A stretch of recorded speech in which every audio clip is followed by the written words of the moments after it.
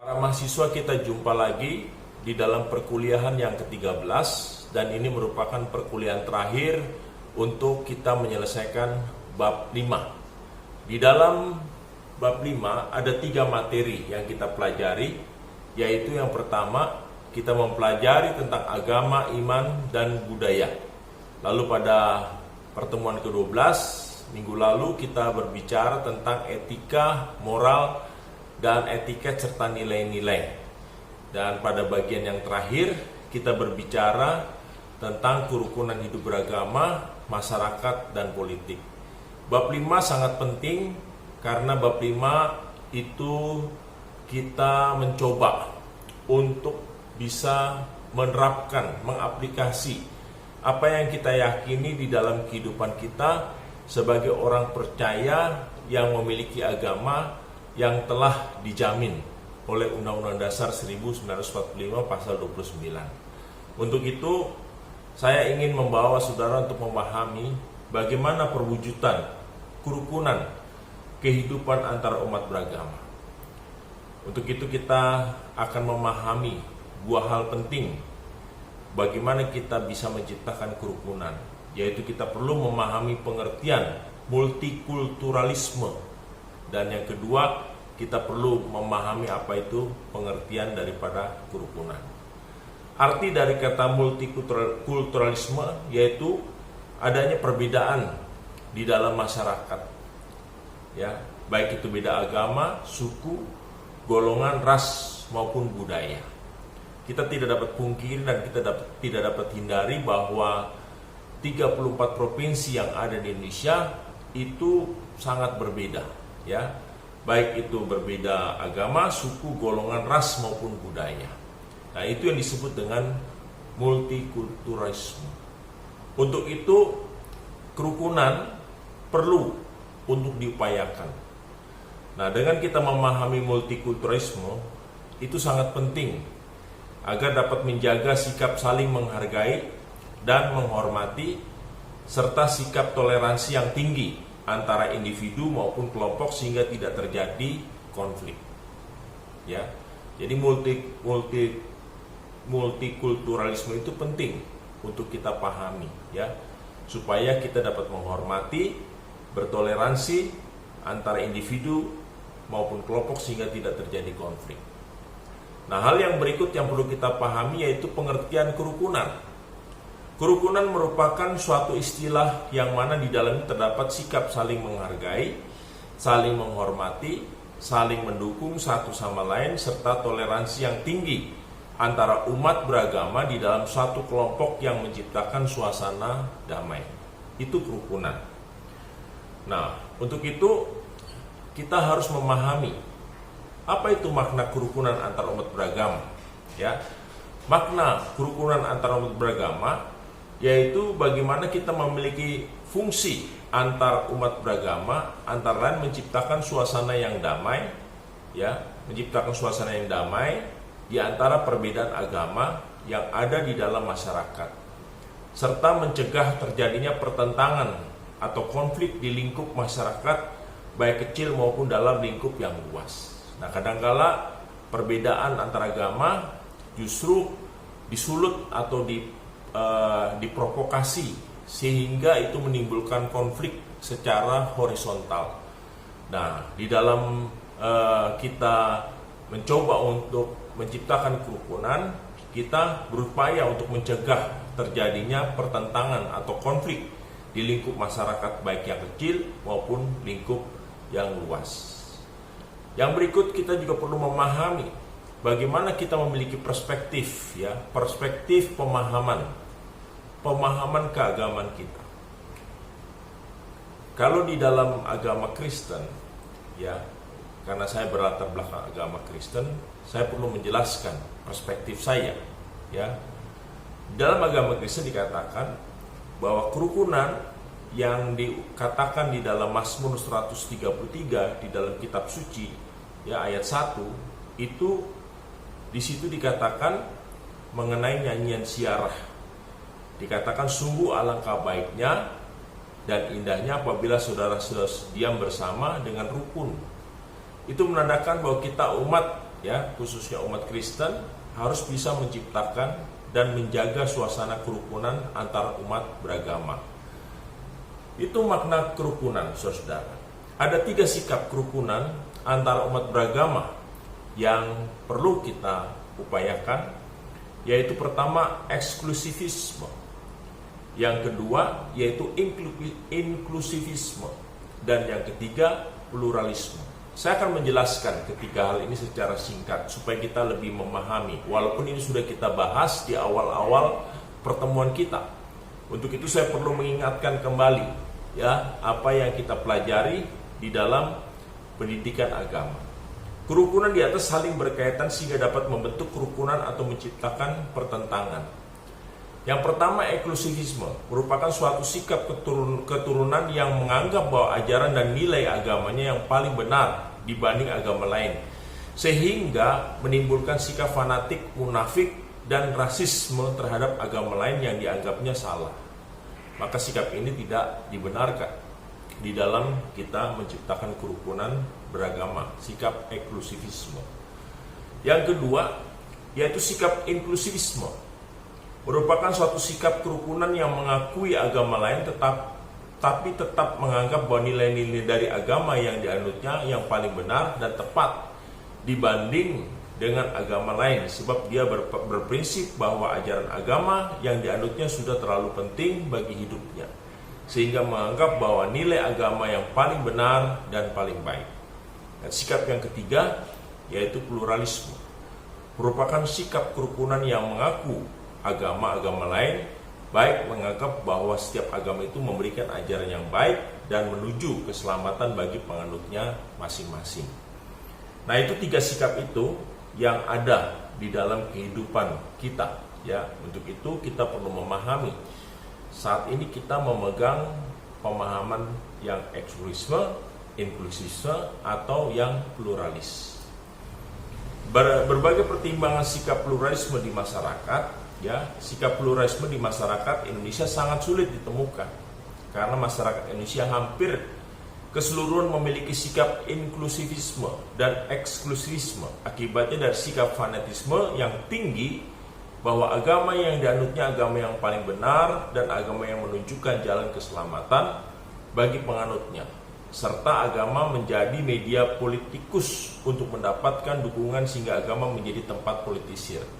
Nah, ini yang terjadi pada saat ini ya. Bisa kita lihat dalam contoh-contoh pilkada atau dalam pemilihan-pemilihan pemimpin kepala daerah sering menggunakan isu-isu agama untuk menarik simpati ya. Nah, ini tidak dibenarkan saudara ya. Sehingga kita tidak boleh menjadikan agama itu sesuatu yang dipolitisir untuk kepentingan pribadi kita. Kita harus menjaga keutuhan negara kesatuan Republik Indonesia dengan memiliki sikap yang pluralis. Yang berikutnya saudara, fungsi dari kerukunan antar umat beragama menciptakan suasana damai di antara umat beragama serta memberikan kenyamanan di lingkungan sekitar, memiliki sikap toleransi yang tinggi dan mencegah terjadinya pertentangan antara individu maupun kelompok ya.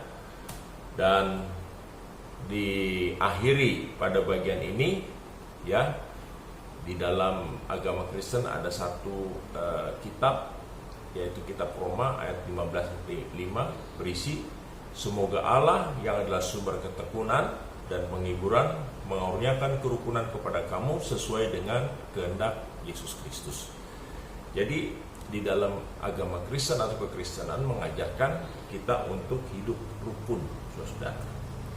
Nah, selanjutnya kita masuk ke pembahasan berikutnya, yaitu berbicara tentang masyarakat. Apa itu masyarakat?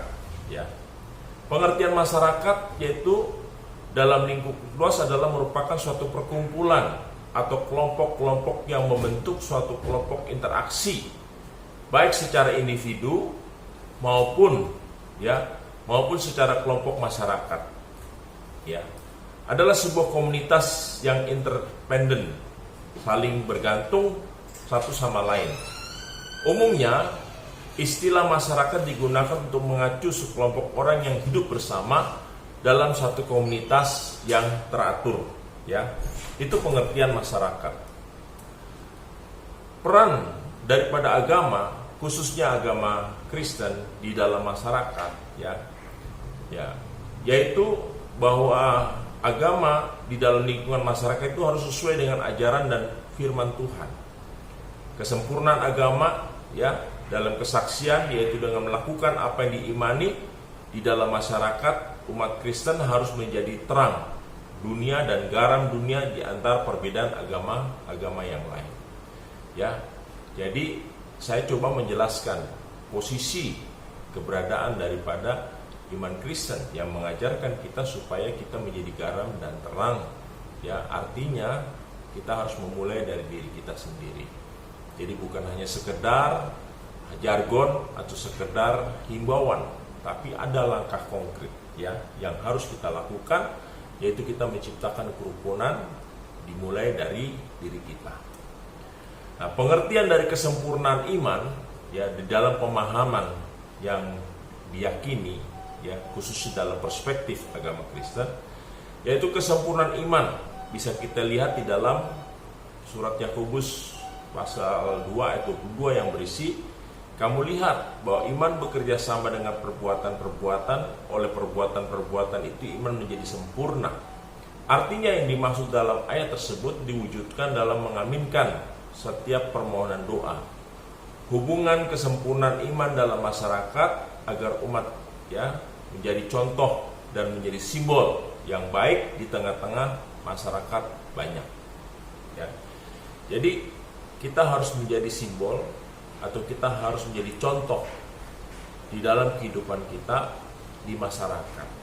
Bukan justru menjadi provokator atau orang yang memprovokasi supaya menciptakan konflik, melainkan kita harus menunjukkan sikap yang benar-benar benar di dalam menciptakan kehidupan masyarakat yang tentram dan damai. Kehidupan di masyarakat, saudara, kehidupan di masyarakat yaitu bahwa masyarakat berasal dari bahasa Arab yaitu musyarak, yang berarti hubungan antara entitas secara kenyataan kehidupan masyarakat selalu berhubungan dengan mengakui persamaan derajat dan persamaan antara umat beragama, saling mencintai, bersikap tenggang rasa, tidak semena-mena dengan orang lain, serta menjunjung dan membela nilai kebenaran, gemar melakukan kegiatan kemanusiaan. Saya ulangi sekali lagi, ini penting yaitu kita mengupayakan memiliki hubungan dengan mengakui persamaan derajat, persamaan antara umat beragama, saling mencintai, bersikap tanggang rasa, tidak semena-mena dengan orang lain, serta menjunjung dan membela nilai kebenaran, gemar melakukan kegiatan kemanusiaan.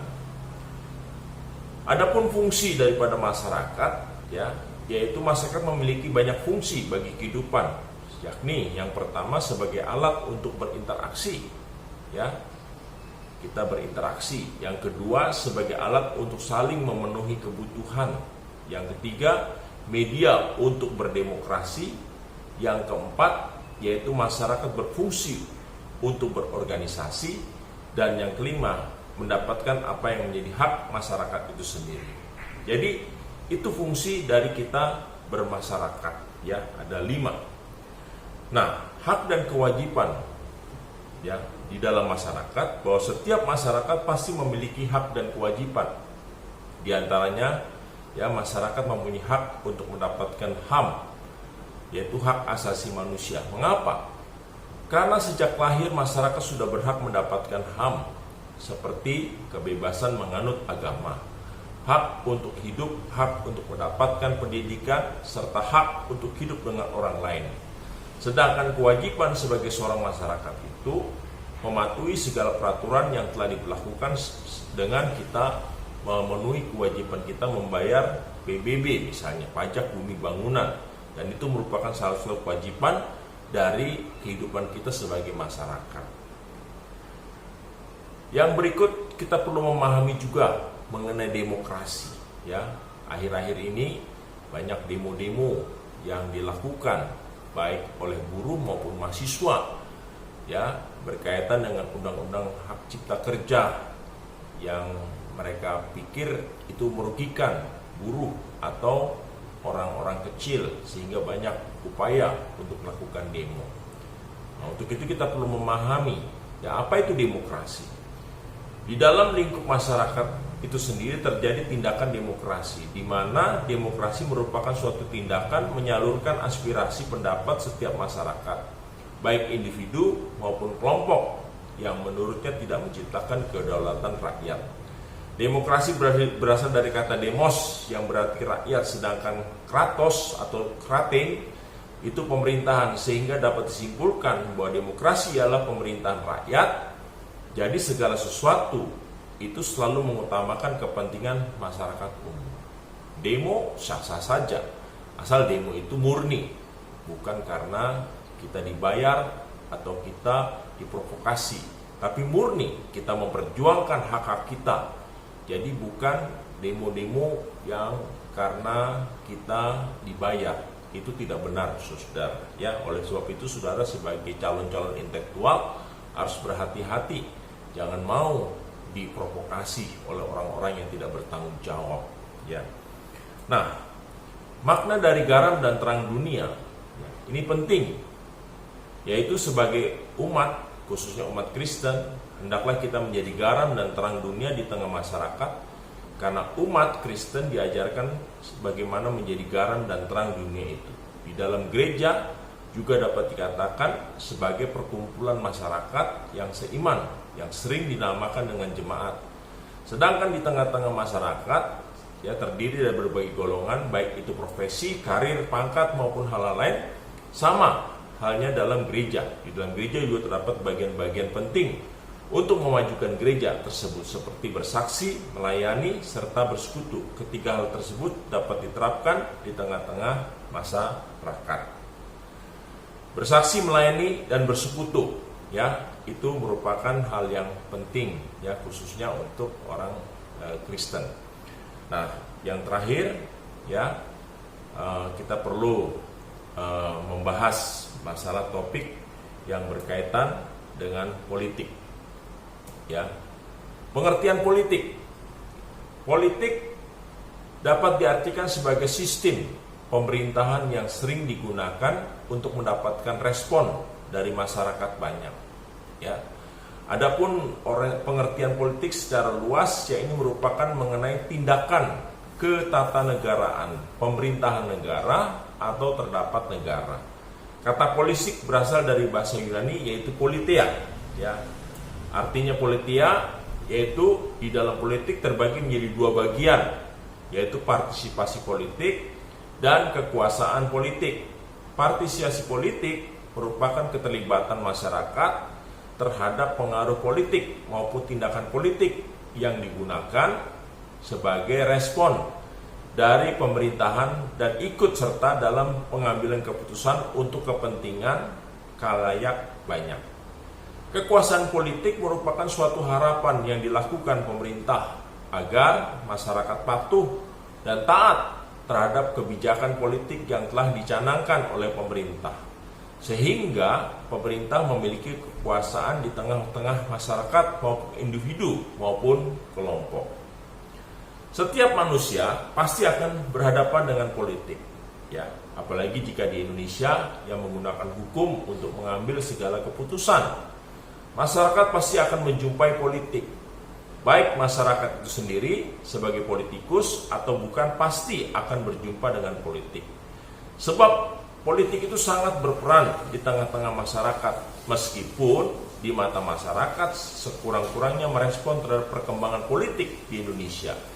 Tetapi politik itu tidak bisa punah dari suatu negara. Ya, politik dapat membuat suatu negara itu maju dan dapat juga membuat suatu negara itu menjadi terpuruk keadaannya. Untuk itu, saudara jangan sampai salah, ya, untuk berpolitik. Politik itu baik, ya, bisa mendatangkan kesejahteraan, tetapi politik juga bisa mendatangkan kehancuran. Banyak di negara-negara hancur karena politiknya itu bukan politik yang sehat, melainkan politik yang kotor, sehingga negara tersebut menjadi negara yang gagal. Kita tidak mau seperti itu. Untuk itu saudara, sebagai calon intelektual sarjana, saudara harus berpikir cerdas, ya. Kita belajar tentang toleransi, kita belajar tentang kerukunan beragama, kita belajar tentang masyarakat dan politik, supaya kita punya pemikiran lebih dewasa. Jangan mudah untuk terprovokasi, ya, sehingga kita benar-benar memahami, ya, memahami politik dengan sehat, dengan akal sehat dan baik, ya.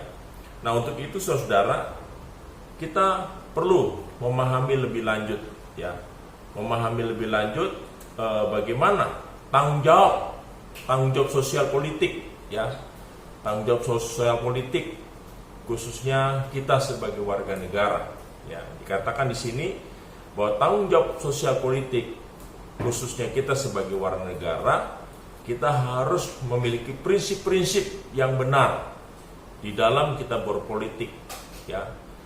Ketika prinsip kita benar, dilandasi dengan keyakinan agama yang baik, akhlak yang baik, moral yang baik, etika yang baik, otomatis, ya, kita akan berpolitik dengan baik dan santun, ya, dengan sehat. Yang pertama yaitu kita harus memahami, ya, politik, bagaimana kita memahami kebebasan-kebebasan di dalam kita berbicara. Kedua, tanggung jawab kita, ya, untuk kemerdekaan. Yang ketiga, diperlukan kerendahan hati. Keempat, kepeloporan. 5, kejujuran. 6, ketulusan. 7, kesetiakawanan. 8, kebenaran. 9, kasih. 10, kesamaan. 11, keadilan. 12, kebangsaan. Dan 13, yaitu kesetiaan, loyal, saudara. Jadi, saudara, kita harus memiliki nilai-nilai tersebut di dalam kehidupan kita untuk kita memahami akan politik. Dengan demikian, maka kita dapat berpolitik dengan sehat.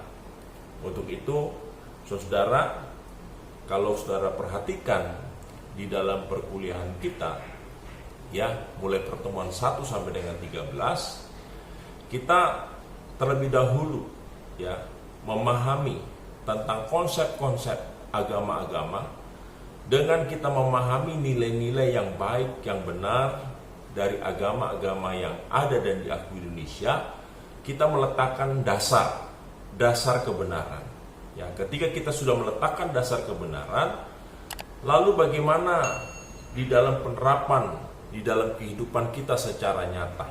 Untuk itu di bab 5, saya mengajarkan sikap kita di dalam kita melihat budaya.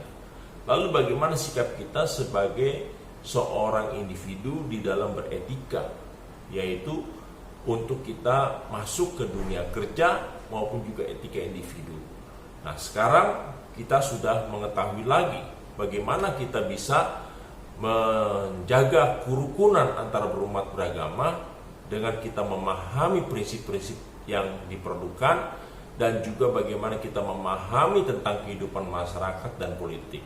Dengan demikian, maka kita sudah semakin paham dan mengerti, ya, agar kita sebagai individu yang tidak hanya beriman, bertakwa, tetapi juga kita memiliki moral dan juga kecerdasan serta kedewasaan di dalam kita membangun hubungan satu dengan yang lain. Untuk itu, ya, saya berharap setelah kita mengakhiri bab 5 ini, saudara semakin lebih memahami tentang makna dan hakikat kehidupan, sehingga kita bisa berinteraksi, bisa saling berkomunikasi dengan baik dan benar, sehingga kita menjadi sesama ciptaan Tuhan yang saling mengasihi, menghormati, bertoleransi, ya, tidak memaksakan kehendak. Pada minggu depan kita akan masuk bab terakhir, yaitu bab 6. Kita berbicara tentang peradaban zaman. Ya, kita sekarang sudah berada di zaman apa dan bagaimana kita menyikapi peradaban zaman. Untuk itu kita akan selesaikan bab ke-6 dalam pertemuan ke-14 dan 15 sebelum kita mengakhiri dengan ujian akhir semester. Kiranya apa yang saya sampaikan melalui pertemuan ke-13 ini semakin jelas dan saudara semakin memahami tentang mata kuliah pendidikan agama. Terima kasih.